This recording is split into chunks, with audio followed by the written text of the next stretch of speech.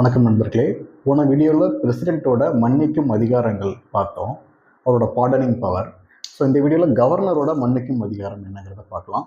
இவரோட ஆர்டிக்கிள் பார்த்தீங்கன்னா 161, அந்த ஜுடிஷியல் பவர் கீழே இதுவும் வருது. சரியா?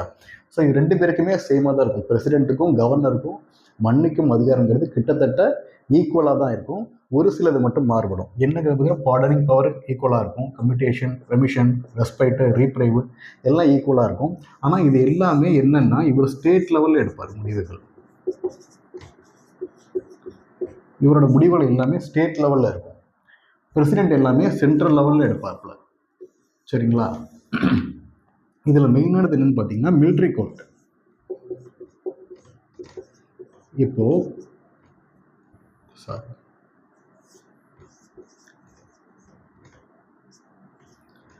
மிலிட்ரி கோர்ட்டு தீர்ப்பு கொடுக்குது, தண்டனை கொடுக்குது அப்படின்னா பிரசிடெண்ட் வந்து அதில் முடிவெடுத்து அவர்களை விடுவிக்க முடியும்.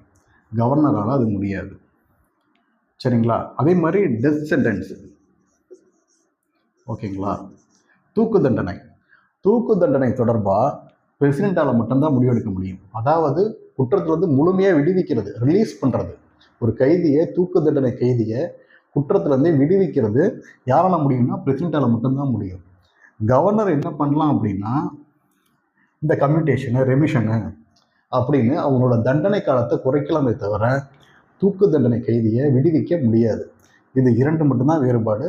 மிலிட்ரி பவரு, டெத் சென்டென்ஸு, இது ரெண்டு மட்டும்தான் பிரசிடெண்ட் கவர்னருக்கான வேறுபாடு. மிச்சது எல்லாமே சேமாக தான் இருக்கும். ஸ்டேட் லெவலில் அவர் எல்லா முடிவுமே பிரசிடெண்ட் லெவலுக்கே அவரால் எடுக்க முடியும். தேங்க்யூ.